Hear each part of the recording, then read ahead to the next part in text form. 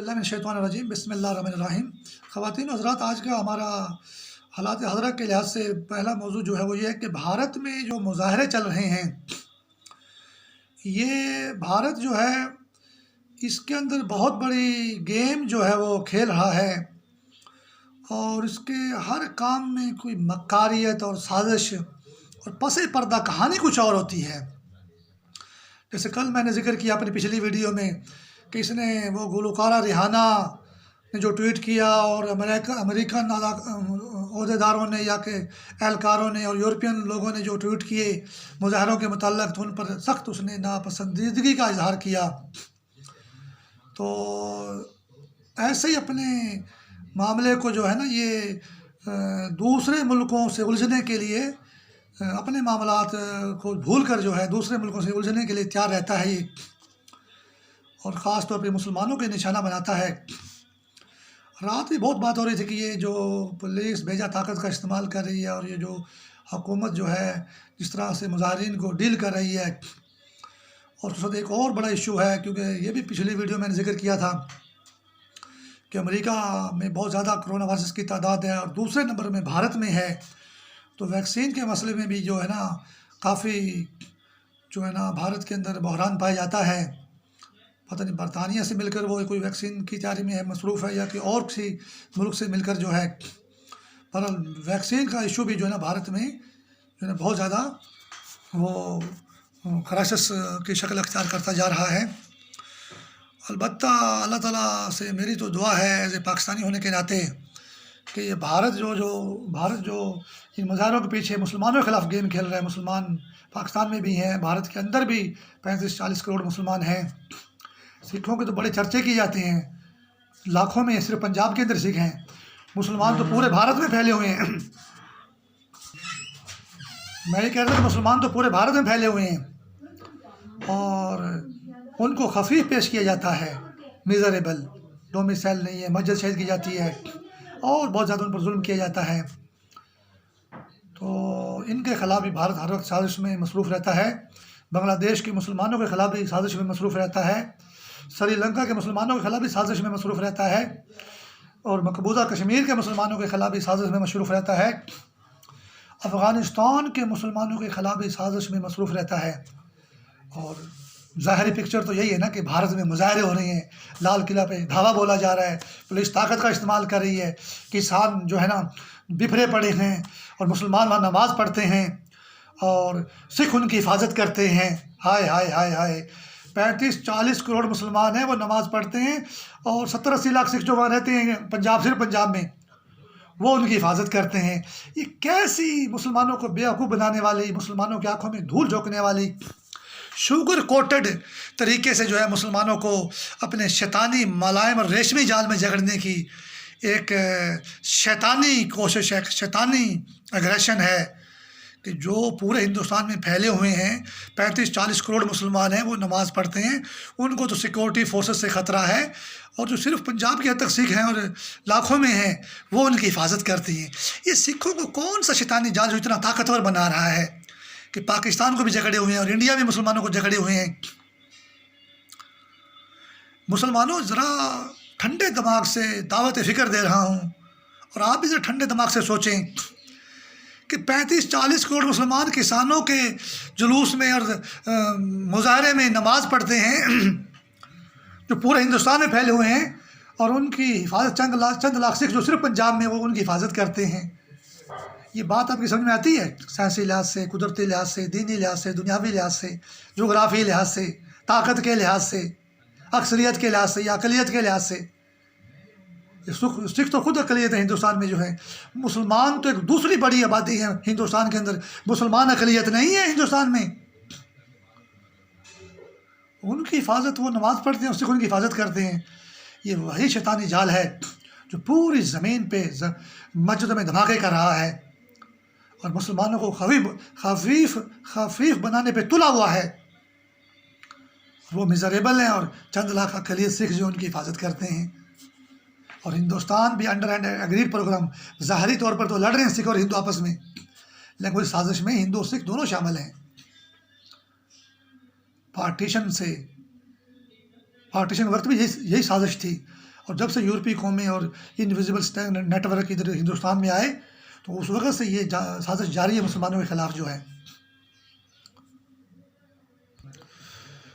सामीन, अपना अगला मौजू बहुत ही अहम है हालात हाज़िरा के लिहाज से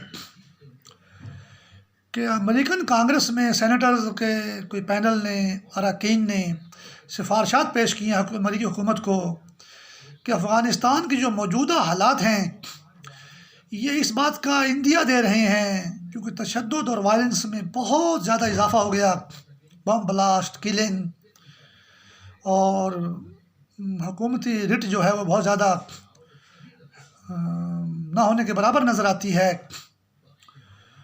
तो अमेरिका जो है ना अपनी फ़ौजें 1 मई की जो डेडलाइन है वो अपनी फ़ौजों का इनखला ना करे, क्योंकि इससे अफ़गानिस्तान में खला पैदा होगा, फिर से अलकायदा, दाश और दूसरी गैर मुल्की ताकतों को जो है ना बैनुल-अक़वामी जो वर्ल्ड वाइड नेटवर्क्स हैं उनको अफ़गानिस्तान में अफ़गान अवाम का कत्लेआम का मौका मिलेगा। खाना जंगी तो होती है ना, अफ़गान अवाम आपस में लड़े, इन अफ़गान अवाम मुसलमान अवाम का कत्लेआम का मौका मिलेगा।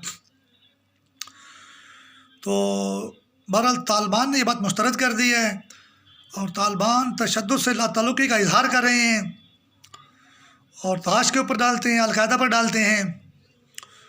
और इसमें यह कि भाई अगर अमेरिका को जो है ना वो मुकम्मल तौर पर जो है इनखला करना चाहिए फरवरी 2020 के माहदे के मुताबिक। कल नेटो ने भी शायद इनकार किया था कि वो फ़ौजों का इनखला नहीं करेंगे, अफ़गानिस्तान के हालात ऐसे इस बात की इजाज़त नहीं देते। तो अफ़गान ओहदेदार भी ये कह रहे हैं, उन्होंने खैर मकदम किया अमेरिकी कांग्रेस की इस बात का, लेकिन अफ़गान हुकूमत के जो ओहदेदार हैं वो अभी सियासी लिहाज से, बैनुल-अक़वामी सियासी लिहाज से नाबालग हैं, या कि अंधेरे में हैं, या कि उनकी आँखों पर पट्टी बंधी हुई है। अफ़गानिस्तान की जो हुकूमत है जब वो इलेक्शन कराती है, बैनुल-अक़वामी बिरादरी साथ है, अक़वाम मुत्तहिदा साथ है, तो फिर भी वो बेबस हैं। इस बात पे उनको गौर करना है, अपनी कमज़ोरी को दूर करना है, अपने अंदर जो उनकी जो खामी है उसको दूर करना है। उनकी खामी क्या है?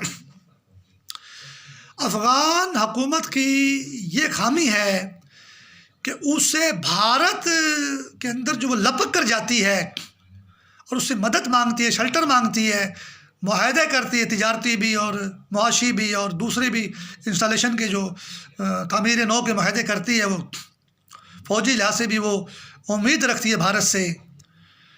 तो यही सबसे बड़ी उसकी नाकामी है।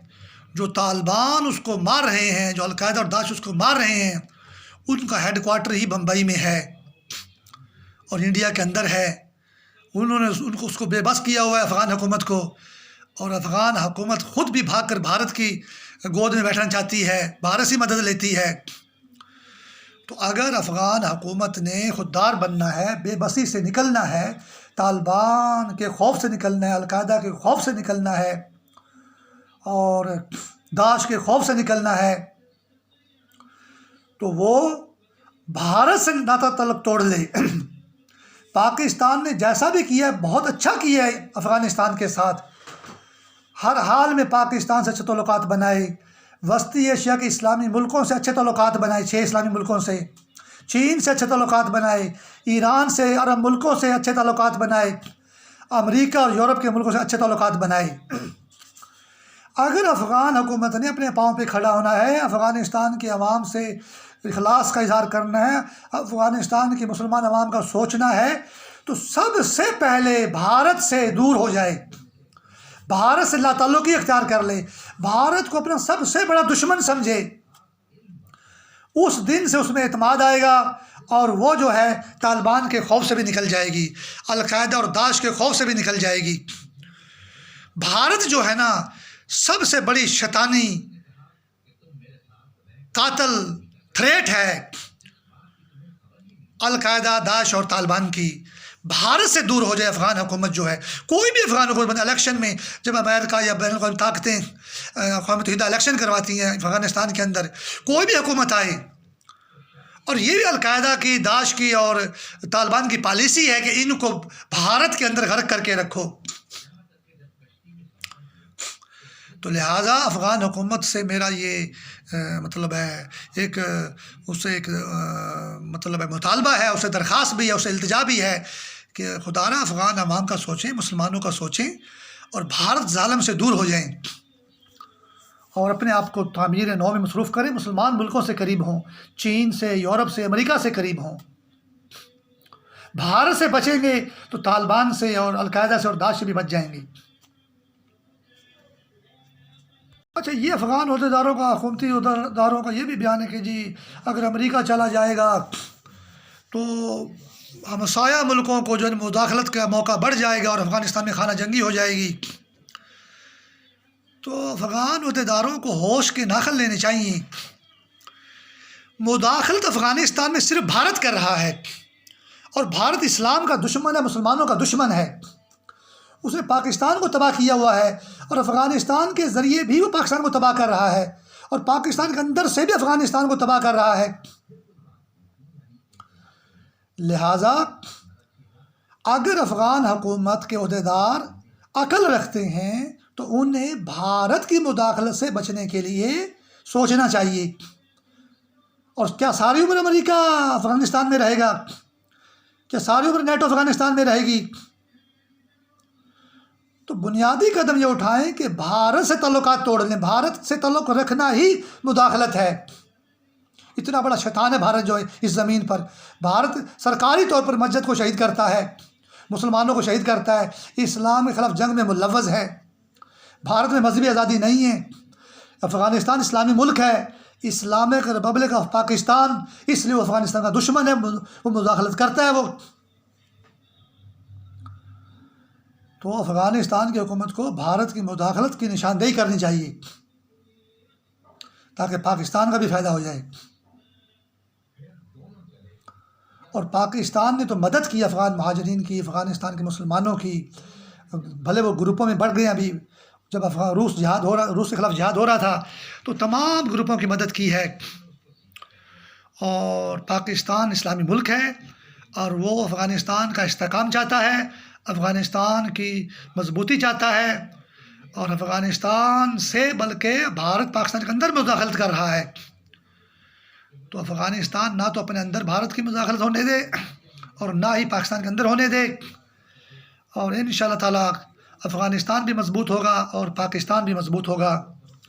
और भारत से दूरी अख्तियार करके अफ़गानिस्तान ख़ुद इंहसारी के अमल के लिए कदम उठाना शुरू कर दे, वस्ती एशिया के मुसलमान मुल्कों के करीब जाए, ईरान के करीब जाए, पाकिस्तान के करीब आए, अरब इस्लामी मुल्कों के करीब जाए, शमाली अफ्रीका के इस्लामी मुल्कों के करीब जाए, अमेरिका, बरतानिया और यूरोप के करीब जाए। खुदारा भारत से बच जाए। अफ़गानिस्तान जो है, भारत की मुदाखलत इसी सूरत में जो है ख़त्म होगी अगर वो भारत से नाता तल्लुक़ तोड़ ले। अफ़गानिस्तान जो है, पाकिस्तान के हाल पे भी रहम करे, अफ़गानिस्तान भारत से बचे। अमरीकी कांग्रेस का पैनल भी यही कह रहा है कि भी अमेरिका को अफ़गान अमल जो है ना वो ज़ाया नहीं करना चाहिए। इतनी मेहनत की है, इतना सफ़र तय किया है, लिहाजा और फ़ौजों का इनखला बग़ैर इस्तेकाम के कर लेना, वो दोबारा खला पैदा हो जाएगा और सारा अमल जो है ना वो ज़ाया हो जाएगा। रहीमुल्लाह यूसुफ़ज़ई जो है उसने भी ये बात कही है अफ़गानिस्तान में जो है अब जबकि अमरीकी फ़ौज के इनखला और नाटो फ़ौज के इनखला का वक़्त करीब आ रहा है, लेकिन अफ़गानिस्तान में तशद्दुद में बेपनाह इजाफ़ा हो चुका है। तो ये बड़ी बात से तशवीश बात है अमेरिका के लिए। तो अमेरिका से ज़्यादा अफ़गानिस्तान के अवाम के लिए बात से तशवीश बात है। ये अफ़गानिस्तान की हुकूमत के लिए बात से तशवीश बात है। अगर अफ़गानिस्तान में तालिबान ये दावा करते हैं कि अफ़गान अवाम के नुमाइंदा लोग हैं तो उनके लिए भी बायस तशवीश है। ये अफ़गानिस्तान में शहरियों की इतनी ज़्यादा हलाकत, इतनी शहादतें, क्या तालिबान थोड़ी सी भी अकल रखते हैं? क्या इससे अमेरिका का नुकसान हो रहा है? क्या इससे नेटो का नुकसान हो रहा है? क्या हम इसको जिहाद का नाम दे सकते हैं? क्या मुसलमानों को इस तरह बेवकूफ़ बनाया जा सकता है? क्या अल्लाह रसूल, कुरान, इस्लाम और मुसलमानों को इस तरह धोखा दिया जा सकता है कि सरासर अफ़गान मुसलमान मर रहे हैं, उसकी आवाम मर रही है, उसकी माशियात तबाह हो रही है, उसकी इकनॉमिक तबाह हो रही है और हम कह रहे हैं कि जी अमेरिका के खिलाफ़ जिहाद हो रहा है? तो अमेरिका का तो इसमें कोई लॉस नहीं हो रहा। कि इतनी तादाद में अगर अमेरिकी फ़ौजी मारे जाते या नाटो के फ़ौजी मारे जाते, उनका माशी नुकसान होता, कि वो तालिबान को छोड़ देते वो। तो ये बेवकूफ़ बनाना छोड़े, मुसलमानों की बर्बादी हो रही है, मुसलमान अवाम मर रही है, मुसलमानों का जिस्मानी और मुआशी और हर लिहाज से नुकसान हो रहा है, कोई जिहाद नहीं हो रहा। और अमेरिका कह रहे मुझे तशवीश है, अगर मैं आ गया तो अफ़गानिस्तान में खाना जंगी हो जाएगी। तो अमेरिका की तशवीश तो बहुत बाद में आती है, पहले तो तशवीश अफ़गानिस्तान के मुसलमान अवाम को है, अफ़गानिस्तान की अफ़गान हुकूमत को है, नुमाइंदा हुकूमत को, उसके बाद तालिबान को। अगर वो अफ़गानिस्तान के दावेदार हैं, वो वहाँ के मकामी नुमाइंदे हैं, तो उनको भी तशवीश होनी चाहिए। अगर वो दाइश की अलकायदा की बोलियाँ बोलेंगे और मुतज़ाद बयान देंगे, तो फिर तो धोखा है अल्लाह रसूल कुरान इस्लाम से और मुसलमानों से। इसमें अमेरिका का नेटो का तो कोई नुकसान नहीं है, अफ़गानिस्तान के मुसलमान अवाम का नुकसान है। तो तालिबान कैसे मीडिया में प्रोपेगेंडा चलाते हैं, यूट्यूब पर और फेसबुक पर और ट्विटर पर बेबुनियाद प्रोपेगेंडा चलाती हैं। ये हो गया, आसमान गिरा दिया और क़यामत बर्पा हो गई और ज़मीन पे धमाके कर दिए और हमने यूँ तीर चला दिया और यूँ तीर चला दिया, हमने जिहाद कर दिया। मर बेचारे अफ़गानिस्तान के मुसलमान लोग ही रहे हैं। रहीमुल्लाह यूसुफ़ज़ई ने यह भी कहा कि अफ़गानिस्तान के तमाम स्टेक होल्डर जो उनको इकट्ठा करके जो है ना, मुश्तरका एक फ़ैसला करना चाहिए, मुश्तरका लाएअमल तय करना चाहिए। तो मेरे ख्याल में शैतानी क़ुव्वत जो है, इनविजिबल स्टैंडिंग नेटवर्क, कभी इनको इकट्ठा होने तो नहीं देगा। जब अफ़गानिस्तान के मुसलमान, तालिबान और अफ़गान हुकूमत दोनों इकट्ठे हो गए, तो शैतानी जाल की तो सारी दुकानदारी चौपट हो जाएगी। वो तो मुसलमानों को मार के, मुसलमानों का खून बहा कर जो है ना, उसके ये कारोबार है, मुसलमानों को खून बहाया जाए, मुसलमानों को तबाह किया जाए, इनके माशात को तबाह किया जाए और इनको जो है ना इंडिया और दूसरी क़ुव्वतों के ज़रिए शैतानी जाल में जकड़ कर जो है चलाया जाए या इनका इस्तेसाल किया जाए। तो मैं नहीं समझता कि तमाम स्टेक होल्डर जब तक इनविजिबल स्टैंडिंग नेटवर्क से और इंडिया से ये दूर नहीं होंगे, दोनों ग्रुप, तालिबान भी और अफ़गान हुकूमत भी, तो उस वक्त तक ये अफ़गानिस्तान में इकट्ठे एक मेज़ पर बैठ नहीं सकते ये। और ना अफ़गानिस्तान में ये तमाम स्टेक होल्डर जो हैं इकट्ठे बैठकर मुल्क की तामीर के लिए, हालांकि खाना काबा में इनका माहिदा हुआ था। बेचारा रहीमुल्लाह यूसुफ़ज़ई तो क्या चीज़ है, खाना काबा में बैठकर तमाम स्टेक होल्डर्स का माहिदा हुआ था, उसमें नवाज शरीफ भी शामिल था, सऊदी गवर्नमेंट भी शामिल थी। तो जो खाना काबा में बैठकर इकट्ठे नहीं रह सके, तो काबल में या के दोहा में बैठ के इकट्ठे रहेंगे, ये तो हम आमकों की जन्नत में रहते हैं। तो साबित ये हुआ, जिस शैतानी क़ुव्वत ने इनको खाना काबा में बैठकर इकट्ठे माहिदा चलाने के लिए इनको इकट्ठे चलने नहीं दिया, तो वो कभी भी इनको इकट्ठे नहीं बैठने देंगे। तो उस माहिदे के खिलाफ इंडिया था और नज़र ना आने वाला शैतानी जाल था। ज़ाहिरी तौर पर सऊदी हुकूमत भी शामिल थी, पाकिस्तान भी शामिल था, अफ़गानिस्तान के सारे लोग शामिल थे, इन मुसलमान ज़ाहिरी तौर पर सारे शामिल हैं। मुसलमान ये चाहते हैं कि अफ़गानिस्तान में मिलकर बैठकर हम हुकूमत चलाएँ। पाकिस्तान को इतराज़ नहीं, सऊदी अरब को इतराज़ नहीं।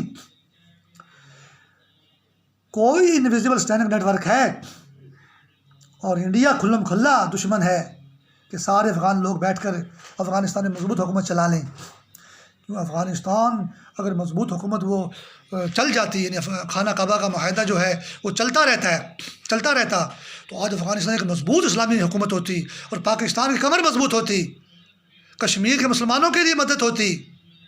और इंडिया ये कब चाहेगा, शैतानी जाल ये कब चाहेगा। लिहाजा रहीमुल्लाह यूसुफ़ज़ई को ये कहना चाहिए कि जब तक अफ़गानिस्तान की हुकूमत और के लोग और तालिबान इंडिया और शैतानी जाल से अपनी जान नहीं छुड़वाएंगे, ये एक मेज़ पर बैठ के ये एक मुश्तरका हुकूमत अफ़गानिस्तान में नहीं चला सकते। अफ़गानिस्तान लहूलुहान ही रहेगा। अच्छा, अफ़गानिस्तान के दानश्वर या हुकूमत के अहदेदार राउंड टेबल मुबाहिसा के अंदर जो हैं अमरीकी कांग्रेस के पैनल की सिफारिशात का खैर मकदम करते नज़र आ रहे हैं और अपनी आप ये समझ रहे हैं हमें तो तालिबान खा जाएंगे, नवाला 21 नवाला बनाने साडा जड़े। तो वो ये सोचें कि आखिर वो भी मुसलमान हैं, तालिबान भी मुसलमान हैं, उनका एक नवाला तालिबान बना लेंगे तो उनमें कमी क्या है। तो राउंड टेबल मुबाहिसों में ये ज़रा समझना अफ़गानिस्तान के दानश्वर और माहिरीन और अफ़गान हुकूमत के अहदेदारों कि आप अपने आप को इंडिया से दूर कर लें। मैं बार बार एम्फसाइज़ कर रहा हूँ, ये आपकी कमज़ोरी है। जिस दिन आप इंडिया से दूर हो गए तालिबान आपके नज़दीक भी नहीं जाएंगे। और इंडिया में घर करके तालिबान को मौका मिलता है कि आपके ऊपर वो हमला करें। आप पाकिस्तान से ताल्लुकात बनाएं, मुश्किल पेश आ रही तो वस्ती एशिया की 6 इस्लामी मुल्कों से ताल्लुकात बनाएं मजबूत, ईरान से, तुर्की से, अज़रबैजान से, अरब इस्लामी मुल्कों से, शुमाली अफ्रीका के इस्लामी मुल्कों से, अमेरिका से, यूरोप से ताल्लुकात बनाएं, तो तालिबान आपके नज़दीक नहीं आएंगे। फिर आप नहीं बोलेंगे अमेरिका हमें बचा लो, नेटो हमें बचा लो। हालांकि बेवकूफ़ी कर रही हैं अफ़गानिस्तान की हुकूमत वालों। आपको अमेरिका और नेटो वाले भी नहीं बचा सकते अगर आप इंडिया में घुसे रहे, इंडिया के अंदर आप प्रोजेक्ट करते रहे और इंडिया से मदद मांगते रहे, इंडिया से पैसे लेते रहे। आपको अमेरिका और नेटो भी नहीं बचा सकते। इंडिया एक ऐसी जालिम शह है इस ज़मीन पर, शैतानी जाल इतना करीब है इंडिया कि शैतानी जाल नहीं, इंडिया नहीं, एक दूसरे के दो रुख हैं ये, इतने मिक्स आपस में ये लोग। तो कब तक आपको अमेरिका बचाएगा, कब तक आपको नेटो बचाएगी? आप इंडिया से दूर हो जाएं ताकि तालिबान का मुकाबला करने के काबिल हो जाएं, फिर तालिबान भी आपसे बातचीत करेंगे।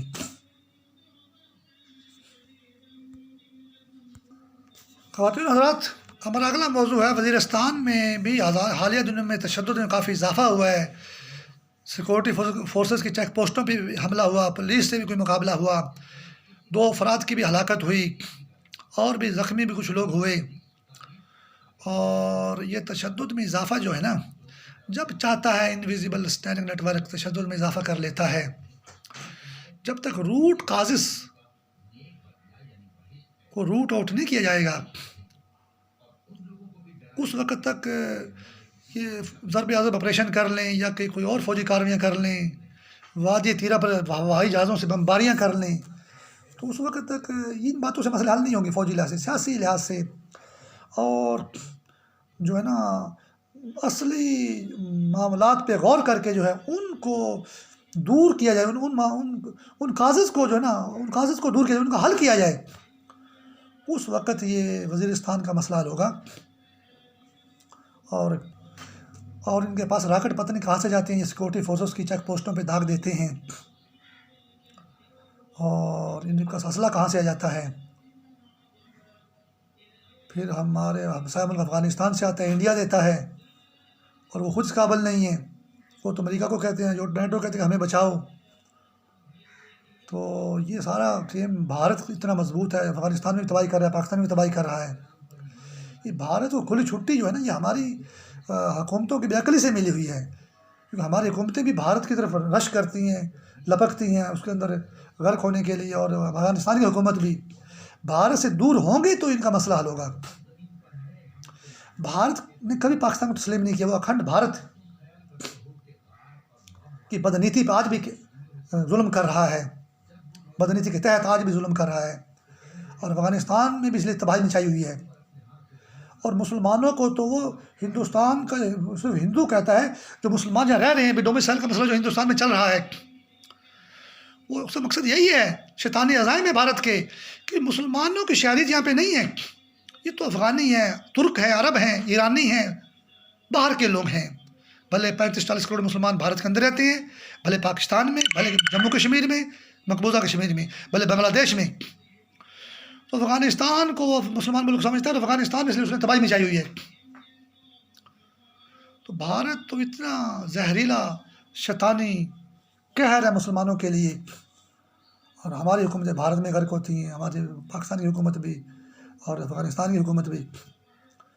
तो भारत से दूर होना जो है, ये हमारी खुद नसारी और ख़ुद कफ़ील होने की तरफ सफ़र का आगाज़ होगा। वज़ीरिस्तान का मसला भी हल हो जाएगा और इतनी फ़ौज से बमबारी भी नहीं करनी पड़ेगी। कभी हम बंगालियों में बमबारी करते हैं, कभी हम बंगालियों से सबक नहीं सीखा हमने।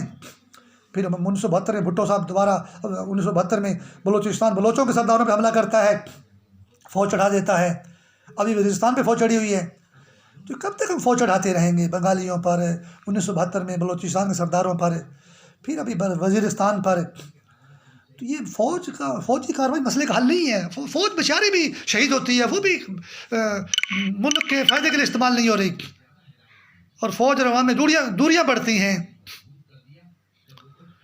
तो असल मसले का हल सियासी हल है कि हम भारत की इनविजिबल शैतानी जाल से मिली हुई शैतानी आग से बचें, उससे दूरी अख्तियार करें, भारत से दूरी अख्तियार करें, उसकी फ़िल्म इंडस्ट्री से बचें। फ़िल्म इंडस्ट्री के ज़रिए जो पाकिस्तान के हर गांव, शहर, देहात उसने झगड़ा हुआ है, और रेप और किलिंग हो रहा है पाकिस्तान में जो है, according to the theory of Indian film industry. फिर हमें बांग्लादेश में फ़ौज चढ़ानी पड़ती है, फिर हमें 1972 में बलूचिस्तान पर फ़ौज चढ़ानी पड़ती है, फिर अभी में वज़ीरिस्तान में ज़रब अज़ब ऑपरेशन करना पड़ता है, लेकिन फिर भी सिक्योरिटी फोर्सेस के ऊपर राकेटों से हमले हो जाते हैं। इस तरह मसला कभी हल नहीं होगा। हम इंडिया से दूरी और बचने के लिए स्ट्रेटजी तय करें सियासी तौर पे, और नज़रियाती तौर पर, इस्लामी तौर पे, कुदरती तौर पर, माशरती तौर पर, तब जाकर हम ये फ़ौजी मसला भी हल कर लेंगे इंशाअल्लाह।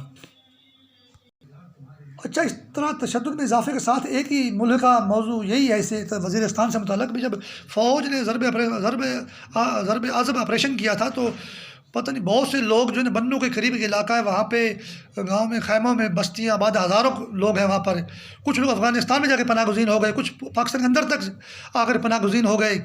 उनकी दोबारा बहाली और दोबारा उनकी आबादकारी, तो पेशावर में मुज़ाहरा हुआ है पेशावर प्रेस क्लब के सामने जो है, और फ़ी घर जो मुआवज़ा तय किया था हुकूमत को मुआवज़ा दिया जाए, और उनको बहाली के में जो है उनकी मदद की जाए। अब हमारी फ़ौज भी बेचारी शहीद हुई, पाकिस्तान की आवाम के लोग भी शहीद हुए। अगर उनको किसी ने दहशतगर्द बनाया, तो दाश ने बनाया, अलकायदा ने बनाया, बाहर के इनविजिबल स्टैंडिंग नेटवर्क ने बनाया, तो लोग तो पाकिस्तानी थे, लेकिन ये इनविजिबल स्टैंडिंग नेटवर्क बाहर के लोग, रिश्तेदारी लोगों को भी लेकर पाकिस्तान के अंदर आया। पाकिस्तानी मर्दों और औरतों का भी इस्तेसाल किया गया, उनका भी रेप और किलिंग हुई, और हो जिहाद रहा है। और हमारी फ़ौज को भी अपने ही अवाम के खिलाफ ऑपरेशन करना पड़ा। उसमें वो इनविजिबल कल्प्रेट्स या उनके लोग तो कम मारे जाते हैं, ज़्यादा नुकसान तो अवाम का ही होता है, क्योंकि वो लोग उनको कैप्चर करके उनके रिमोट सेंसिंग से दिमाग कंट्रोल करके उनके घरों में रहते हैं, उनको अपने साथ मिलाया हुआ है, बम धमाके करवाते हैं, गलत काम करवाते हैं। तो वो तो मरते नहीं है, या एक आधा मरता है, तो अवाम हमारे लोग ज़्यादा मरते हैं, उनके घर तबाह होते हैं। तो फ़ौज को मारते हैं तो फ़ौज भी उनको मारेगी। तो ये मैदान का जंग सजा हुआ है। इंडिया देख के वहाँ बैठ के बम्बई में खुश हो रहा है, दिल्ली में बैठे खुश हो रहा है, पाकिस्तानी फ़ौज मर रही है, पाकिस्तानी अवाम मर रही है, पाकिस्तान के लोग बेघर हो रहे हैं, और वो इनविजिबल स्टैंडिंग नेटवर्क तो बम्बई में और इंडिया में इंडिया से मिला हुआ है। वो तो अखंड भारत को मानता है, पाकिस्तान को मानता ही नहीं है। और ये जो है ना, अल्लाह ताला उनको बहाल करे और पाकिस्तानी अवाम के और फ़ौज के तल्लुकात अच्छे रखे, और इनमें जो दूरियां पैदा करता है इनविजिबल स्टैंडिंग नेटवर्क जो है और इंडिया से मिलकर, ये दूरियां अब ख़त्म होनी चाहिए। 1972 बलूचिस्तान वाला वाक़या पेश नहीं होना चाहिए। अगर हम 1971 से पहले वाला बांग्लादेश वाले वाक़े से सीख लेते, तो 1972 वाला वाक़या बलूचिस्तान में पेश ना आता, और 1972 वाला वाक़े से सीख लेते तो अभी ये वज़ीरिस्तान और फिर दोबारा बलूचिस्तान वाला वाक़यात पेश ना आते। तो हमें आपस में नहीं लड़ना चाहिए, अवाम को और फ़ौज को।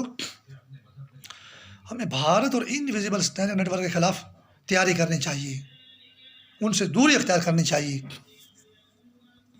अगला बड़ा मौजू आजकल अहम चल रहा है, वो सुप्रीम कोर्ट का मौजू है कि सुप्रीम कोर्ट ने पहले तो ये बोला था कि भाई उमर शेख को जो है ना, डेथ सेल से जो 2 दिन बाहर आम कैदियों के साथ रखो। अब उसकी रिहाई का भी बोल दिया गया है, और ये भी बोला गया है कि इनको इंटरनेट शायद इस्तेमाल ना करने दिया जाए। जब एक शहरी रिहा हो जाता है तो फिर इंटरनेट का इस्तेमाल से दूर रखा जाए, ये तो बात मेरी समझ में नहीं आती। अच्छा, अमेरिका ने इन पेश रफ्तों पर जो है ना बड़ी फ़िक्रमंदी का इजहार किया है कि अमेरिका भी अपने मफादात को देखता होगा, वो एक सुपर पावर है, वो अपने मामलात के लिए फ़िक्रमंद हो सकता है। लेकिन मैं यहाँ पिछली पोस्टों में भी कह चुका हूँ, अभी भी कह रहा हूँ कि मुझे तो फ़िक्रमंदी है कि जो सहाफ़ी पाकिस्तान के मफादात को नुकसान पहुँचा रहे हैं, अवाम और फ़ौज के मफादात को, और टेस्ट लेते हैं कि हमें अपनी तारीख याद रखनी चाहिए, न्याज़ी का मजाक उड़ाते हैं, 1971 वाली तारीख बार बार ट्विटर पे पेश करते हैं, यूट्यूब पे पेश करते हैं, फेसबुक पे पेश करते हैं हमारे साफ़ी जो हैं। और फिर जो है आजकल अफ़गानिस्तान में जो बलूचिस्तान में जो हो रहा है, तुम तो मसक हो गए, करीमा बलोच तो कनाडा में भी मारी जाएगी, यहाँ भी हज़ारा की जीनोसाइड किलिंग होगी। तो ये हमारे साफ़ी जो हैं ट्विटर पे इनविजिबल स्टैंग नेटवर्क और भारत की खिदमत करते हैं, टेस्ट ले लेके मज़े ले लेके ऐसी खबरें बनाती हैं, हमारी फ़ौज के जनरलों का मजाक उड़ाते हैं, हमारी हुकूमत के अफसरों का मजाक उड़ाते हैं, हमारी आवाम का मजाक उड़ाते हैं। तुम तो मरोगे, तुम तो मसक हो जाओगे, कनाडा में मर गई करीमा बलोच जो है, पाकिस्तान में मर रहे हो, यहाँ हज़ारा के लोग भी मर रहे हैं, पठान भी मर रहे हैं। तो मुझे तो फ़िक्रमंदी है कि हमारे जो साफ़ी हैं उनको तो कोई मारता भी नहीं है, फ़ौज की भी ज़रूरत नहीं है, और ना उनसे कोई एक्शन पर हुकूमत ले सकती है, ना सुप्रीम कोर्ट एक्शन ले सकती है। तो हमारे मुल्क का क्या बनेगा? वो अमेरिका की साफ़ी का मसला तो अमेरिका खुद हल कर लेगा। जब वो हल नहीं कर सकता सुपर पावर, तो हम उसमें क्या अमल दखल रखते हैं? हम तो इंसाफ की बात तो हम करेंगे, कोई भी मामला उसमें इंसाफ होना चाहिए। तो हमें तो जो ट्विटर पर और जो सोशल मीडिया पर हमारे साफ़ी रगड़ा लगाते हैं हमारी फ़ौज का और आवाम का, और भारत को खुश करते हैं, भारत की मुफ्त में खिदमत करते हैं, इनविजिबल स्टैंडिंग नेटवर्क की मुफ्त में खिदमत करते हैं, कराची को खफीफ़ करते हैं, लाहौर को खफीफ़ करते हैं, बम्बई को बड़ा करते हैं, मद्रास को बड़ा करते हैं, कलकत्ता को बड़ा करते हैं, न्यू दिल्ली को बड़ा करते हैं। मैं तो चाहता हूँ कि लाहौर को बड़ा किया जाए, कराची को बड़ा किया जाए, क्वेटा को बड़ा किया जाए, पेशावर को बड़ा किया जाए, मुल्तान को बड़ा किया जाए। ऐसी खबरें बनाकर पेश की जाएं, खबरों का अंदाज़ ऐसा हो, और ख़बरें हैं ऐसी लेकिन ऐसी पेश की नहीं जाती। मेरी नज़र में बम्बई, मद्रास, कलकत्ता, कर्नाटका और ये न्यू दिल्ली, ये शिमला, ये कुछ भी नहीं है। मेरी नज़र में तो लाहौर है, कराची है, क्वेटा है, पेशावर है, मुल्तान है, रावलपिंडी है, इस्लामाबाद है, ये बड़े हैं, बहुत बड़े शहर हैं इस ज़मीन के ऊपर जो हैं, और मुझे बहुत अच्छे लगते हैं, बहुत ताकतवर लगते हैं, बड़े खूबसूरत लगते हैं। मैं नफ़रत करता हूँ बम्बई से, मद्रास से और कलकत्ता से और दिल्ली से। वो हमारा बेगुनाह कत्लेआम कर रहे हैं, हमने उन्हें कुछ बिगाड़ा नहीं है, वो हमारे ख़िलाफ़ साजिश में शामिल है, हमारे खून खराबे में शामिल है, वो हमारे दीन के ख़िलाफ़ जो है जंग कर रहे हैं, वो हमारे मुसलमान लोगों के ख़िलाफ़ जंग कर रहे हैं। तो इसलिए मैं उनको खफीफ समझता हूँ, और लाहौर, कराची, रावलपिंडी, इस्लामाबाद, क्वेटा और पेशावर की मैं कदर करता हूँ, इनको अजीम समझता हूँ। अच्छा, अगला एक मौजू बड़ा अहम मौजू है खेलों के मतलब। ये खेल जो है ना, ये भी वर्ल्ड इंटरनेशनल रिलेशन के अंदर जो है ना, ये खेल भी जो है ना, ये इसके अंदर भी बड़ी पॉलिटिक्स बिहाइंड द स्क्रीन, बड़ी पॉलिटिक्स चलती है। अगर ना भी चल रही हो तो मामूल के मुताबिक भी खेल हो रहे हैं, तो उनमें आप अंदाज़ा लगा सकते हैं कि हो क्या रहा है। यानी कोरोना वायरस का जो डिज़ास्टर है वो पूरी ज़मीन पर तबाही मचाई हुई है उसने। चीन से शुरू हुआ और यूरोप में और अमेरिका में, ब्राज़ील में, अब तो हिंदुस्तान भी दूसरे नंबर पे, अमेरिका के बाद हिंदुस्तान में तबाही है। तो एक और ख़बर चल रही है कि भी बरतानिया ने जो बंद किया ना, दुबई और बरतानिया, लंदन एयरपोर्ट जो बंद हो गए, इनकी जो फ़्लाइट ऑपरेशन जो मुअत्तल हो गए हैं, दुनिया की मसरूफ़ तरीन एयर रूट जो है वो बंद हो गया है। और जनूबी अफ्रीका का जो कोरोना वायरस का जो एक मतलब है वो किस्म जो है, कोरोना वायरस की जो किस्म है, उसने बड़ी तबाही मचाई है बरतानिया के अंदर जो है, और वो ऑस्ट्रेलिया तक भी पहुँचने का ख़तरा उसका है।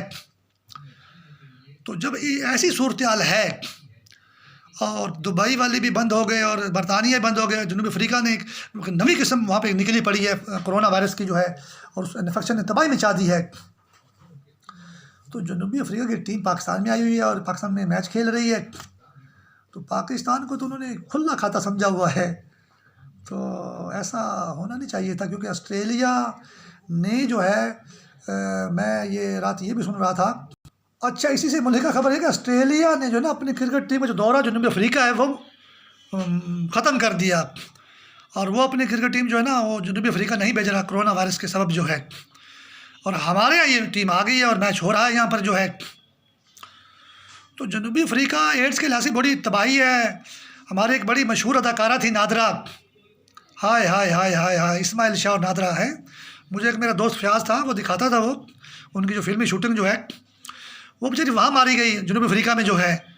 और नादरा हमारे कौमी शनाख्ती कार्ड का महकमा भी है, पूरी कौम पर हमला है ये असल में।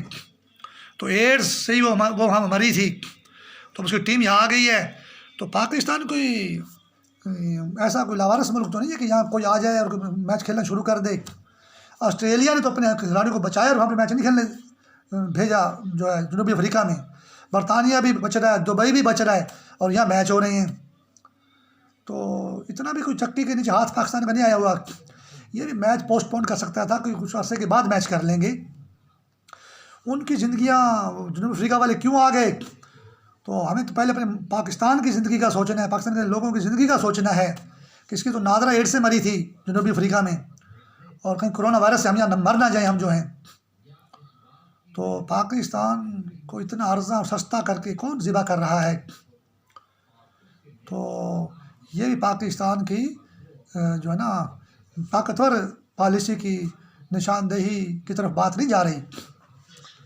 लिहाजा ऑस्ट्रेलिया की तरह, दुबई की तरह, बरतानिया की तरह पाकिस्तान को भी जनूबी अफ्रीका से इन हालात में एहतियात करना चाहिए था। खेल की शक्ल में अगर कोरोना फैल गया तो बहुत बड़ी तबाही हो जाएगी। और जनूबी अफ्रीका की किस्म तो बहुत ही मोहलक किस्म है, दिन रात खबरों में आ रहा है। क्या हमें हुकूमत आवाम को तो बोलती है कि एहतियाती तदाबीर अख्तियार करो, क्या हुकूमत हमारी एहतियात नहीं कर सकती थी? मैच खेलना कोई इतना ही ज़रूरी था? जब ऑस्ट्रेलिया एहतियात कर रहा है मैच खेलने से, तो पाकिस्तान फर्स्ट वर्ल्ड से सीखे ना कुछ। तो ये वीडियो तो ये हालात हज़रा बड़ा तवील जा रहा है, तो वीडियो ज़रा तवील हो रही है। तो मैं इंशाअल्लाह इस दूसरे हिस्से में दूसरे मौज़ूआत को कंट्रोल करने की कोशिश करूँगा मैं। तो ये मौज़ूआत आपने देखे हैं, तो अल्लाह ताला पाकिस्तान की हिफाजत फरमाए, इस्लाम के सदक़े हमें महफूज रखे। इस्लाम ज़िंदाबाद, पाकिस्तान ज़िंदाबाद। अल्लाह हाफ़िज़।